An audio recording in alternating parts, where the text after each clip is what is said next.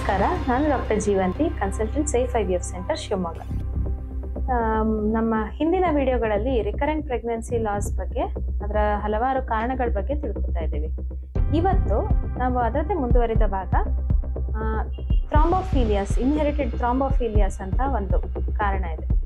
ಇನ್ನೊಂದು infectious causes, ಏನು infection ಇಂದ ರಿಕರೆಂಟ್ ಪ್ರೆಗ್ನೆನ್ಸಿ ಲಾಸ್ ಆಗ್ಬೋದಾ. ಇನ್ನೊಂದು ಎನ್ವಿರಾನ್ಮೆಂಟಲ್ ಫ್ಯಾಕ್ಟರ್ಸ್ ಏನಾದರೂ ಇದೆಯಾ, ಅಥವಾ ಲೈಫ್ ಸ್ಟೈಲ್ ಫ್ಯಾಕ್ಟರ್ಸ್ ಏನಾದರೂ ಮ್ಯಾಟ್ರ್ ಆಗುತ್ತಾ.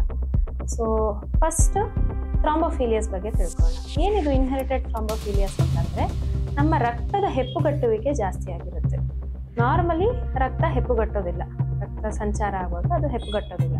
ಬಟ್ ಕೆಲವೊಬ್ಬರಿಗೆ ರಕ್ತ ಹೆಪ್ಪುಗಟ್ಟುವಿಕೆಯಲ್ಲಿ ಕ್ಲಾಟಿಂಗ್ ಫ್ಯಾಕ್ಟರ್ಸ್ ಅಂತ ಇರುತ್ತೆ, ಫಿಬ್ರಿನೋಲೈಟಿಕ್ ಫ್ಯಾಕ್ಟರ್ಸ್ ಅಂತ ಇರುತ್ತೆ. ಇದರದ ಡೆಫಿಷಿಯನ್ಸಿಯಿಂದಾಗಿ, ಜೆನೆಟಿಕ್ ಮ್ಯುಟೇಷನ್ ಇಂದ ಇರ್ಬೋದು ಅಥವಾ ಬೇರೆ ಯಾವುದಾದ್ರೂ ಅಕ್ವೈರ್ಡ್ ಕಾರಣಗಳಿಂದ ಇರ್ಬೋದು, ಅದರ ಡೆಫಿಷಿಯನ್ಸಿಯಿಂದಾಗಿ ಅವರಿಗೆ ರಕ್ತ ಹೆಪ್ಪುಗಟ್ಟುವಂಥ ಸಾಧ್ಯತೆ ಜಾಸ್ತಿ ಇರುತ್ತೆ. ನೀವು ಕೇಳಿರ್ತೀರ ಕೆಲವೊಬ್ಬರಲ್ಲಿ ಪೋಸ್ಟ್ ಸರ್ಜರಿ ನರದಲ್ಲಿ ರಕ್ತ ಹೆಪ್ಪುಗಟ್ಟಿ ಅವ್ರಿಗೆ ಡೆತ್ ಆಯಿತು ಅಂತ, ನಾವು ಈ ಥರ ಏನಾದರೂ ಕೇಳಿರ್ತೀರ. ಸೊ ಆ ಥರ ಯಾವುದೂ ರಿಸ್ಕ್ ಫ್ಯಾಕ್ಟರ್ ಇಲ್ಲದೇನೆ ಅವರಲ್ಲಿ ಸ್ವಂತವಾಗಿ ಬ್ಲಡ್ಡು ರಕ್ತ ಹೆಪ್ಪುಗಟ್ತಾ ಇರುತ್ತೆ. ಸೊ ಇದಕ್ಕೆ ಥ್ರಾಂಬೋಫಿಲಿಯಾ ಅಂತ ಕರಿತೀವಿ. ಸೊ ಇದರಿಂದ ರಿಕರೆಂಟ್ ಪ್ರೆಗ್ನೆನ್ಸಿ ಲಾಸ್ ಆಗುತ್ತಾ ಅಂತಂದರೆ ಹೌದು.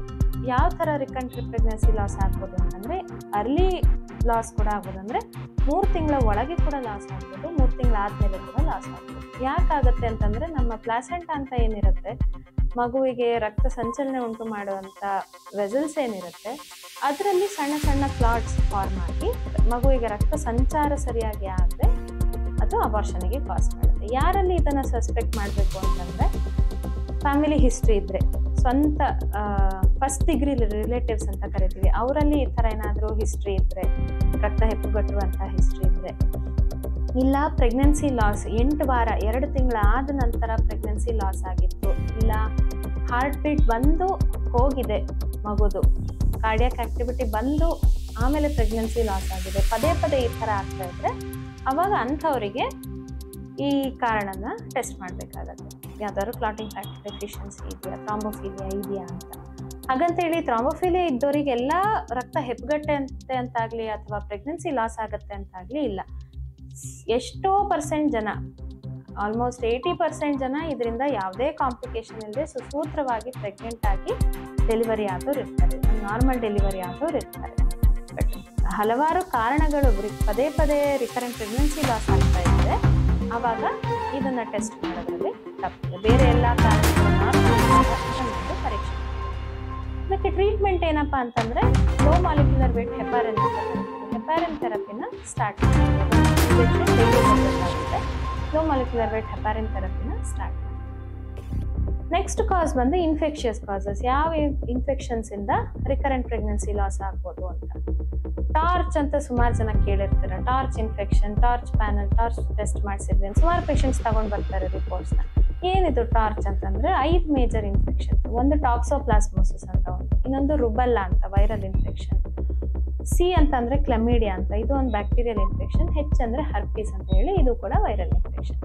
ಇದರಲ್ಲಿ ಆಕ್ಟಿವ್ ಫೇಸಲ್ಲಿ ಇದ್ದಾಗ ಯಾವುದೇ ಕಾಯಿಲೆ ಆಗಲಿ ಲಕ್ಷಣಗಳನ್ನು ತೋರಿಸುತ್ತೆ. ಈ ಟಾಕ್ಸೋಪ್ಲಾಸ್ಮೋಸಿಸ್ ಅನ್ನೋದು ಸಾಕು ಪ್ರಾಣಿಗಳಿಂದ ಹರಡುವಂಥ ಕಾಯಿಲೆ ಇನ್ಫೆಕ್ಷನ್. ರುಬೆಲ್ಲಾ ಅನ್ನೋಂಥದ್ದು ವೈರಲ್ ಡಿಸೀಸ್. ಸೊ ಇದೆರಡು ಕಾಯಿಲೆಗಳಿಗೆ ಟ್ರೀಟ್ಮೆಂಟ್ ಇದೆ. ರುಬೆಲ್ಲಾ ಬರದೇ ಇರೋ ಹಾಗೆ ತಡೆಗಟ್ಟಲಿಕ್ಕೆ ವ್ಯಾಕ್ಸಿನ್ ಇದೆ. ಟಾಕ್ಸೋಪ್ಲಾಸ್ಮೋಸಿಸ್ಗೆ ಆಂಟಿಬಯೋಟಿಕ್ ಥೆರಪಿ ಇದೆ. ಹರ್ಪೀಸ್ ಸಿಂಪ್ಲೆಕ್ಸ್ ಎಲ್ಲ ಆದಾಗ, ಹೇಗೂ ಹರ್ಪೀಸ್ ಕಾಯಿಲೆ ಆದಾಗ ಅದಕ್ಕೂ ಕೂಡ ಟ್ರೀಟ್ಮೆಂಟ್ ಇದೆ. ಈಗ ಮೇನ್ಲಿ ಟಾರ್ಚ್ ಪ್ಯಾನಲ್ ಅಂತ ಮಾಡಿದಾಗ ಅದರಲ್ಲಿ 2 ಥರದ ಆಂಟಿಬಾಡೀಸ್ನ ಡಿಟೆಕ್ಟ್ ಮಾಡ್ತಾರೆ. ಒಂದು IgG, ಇನ್ನೊಂದು IgM ಅಂತ, ಇಮ್ಯುನೋಗ್ಲೋಬುಲಿನ್ G, ಇಮ್ಯುನೋಗ್ಲೋಬುಲಿನ್ M ಅಂತ. ಅದರಲ್ಲಿ ಹೆಚ್ಚಿನ ಸಲ ರಿಪೋರ್ಟಲ್ಲಿ ಏನು ಬಂದಿರುತ್ತೆ, IgG ಪಾಸಿಟಿವ್ ಅಂತ ಬಂದಿರುತ್ತೆ. ಸೊ ಏನು ತೋರಿಸುತ್ತೆ ಇದು ಅಂತಂದರೆ, IgM ಪಾಸಿಟಿವ್ ಬಂದರೆ ರೀಸೆಂಟ್ ಇನ್ಫೆಕ್ಷನ್ ಆಗಿದೆ, ಯಾವುದೇ ವ್ಯಕ್ತಿಗೆ ಟೆಸ್ಟ್ ಮಾಡಿಸಿರ್ತೀವಲ್ಲ ಅವರಿಗೆ ರೀಸೆಂಟ್ ಆಕ್ಟಿವ್ ಇನ್ಫೆಕ್ಷನ್ ಇದೆ ಅನ್ನೋದನ್ನು ತೋರಿಸುತ್ತೆ. ಆ ಥರ ಇದ್ದಾಗ ಅದಕ್ಕೆ ಟ್ರೀಟ್ಮೆಂಟ್ ಕೊಡಬೇಕಾಗುತ್ತೆ. IgG ಪಾಸಿಟಿವ್ ಅಂತ ಬಂದರೆ ಯಾವಾಗಲೂ ಹಿಂದೆ, ಸುಮಾರು 5 ತಿಂಗಳಿರ್ಬೋದು, 1 ವರ್ಷ ಇರ್ಬೋದು, 2 ವರ್ಷ ಇರ್ಬೋದು, ಹಿಂದೆ ಯಾವಾಗಲೂ ಇನ್ಫೆಕ್ಷನ್ ಆಗಿ ನಮ್ಮ ದೇಹದಲ್ಲಿ ಅದಕ್ಕೆ ಇಮ್ಯುನಿಟಿ ಡೆವಲಪ್ ಆಗಿದೆ ಅಂತ ಅರ್ಥ. ಸೊ IgG ಪಾಸಿಟಿವ್ ಬಂದರೆ ಅದಕ್ಕೇನು ಟ್ರೀಟ್ಮೆಂಟ್ ಕೊಡೋ ಅವಶ್ಯಕತೆ ಇಲ್ಲ. ಸೊ ಇದು causes of recurrent pregnancy loss. Last ಬಂದು ಎನ್ವಿರಾನ್ಮೆಂಟಲ್ ಫ್ಯಾಕ್ಟರ್ಸ್ ಅಂತ ಕರಿತೀವಿ.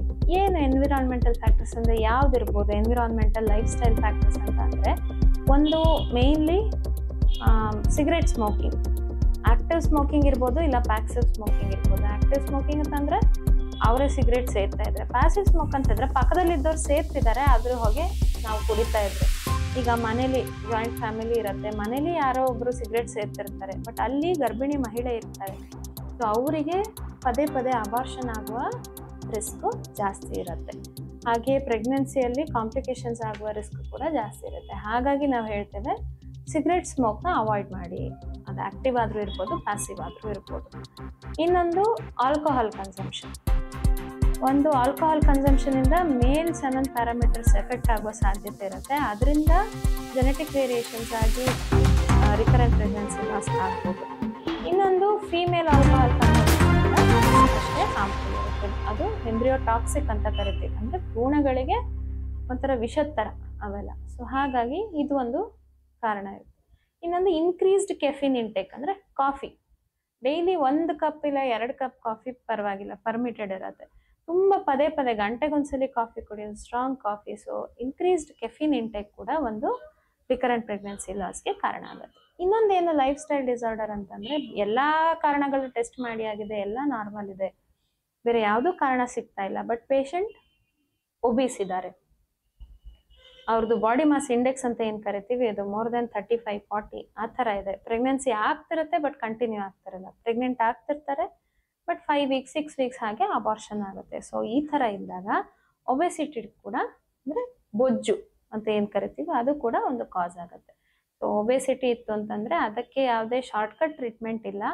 ಕಷ್ಟಪಟ್ಟು ಡೈಲಿ ರೆಗ್ಯುಲರ್ ಎಕ್ಸಸೈಸ್, ಡಯಟ್ ಮಾಡಿ ತೂಕನ ಇಳಿಸ್ಕೊಂಡ್ರೆ ಎಷ್ಟೋ ಸಲ ಕನ್ಸೀವ್ ಆಗುತ್ತೆ, ನಾರ್ಮಲ್ ಪ್ರೆಗ್ನೆನ್ಸಿಯಾಗಿ ಡೆಲಿವರಿ ಆಗ್ತಾರೆ.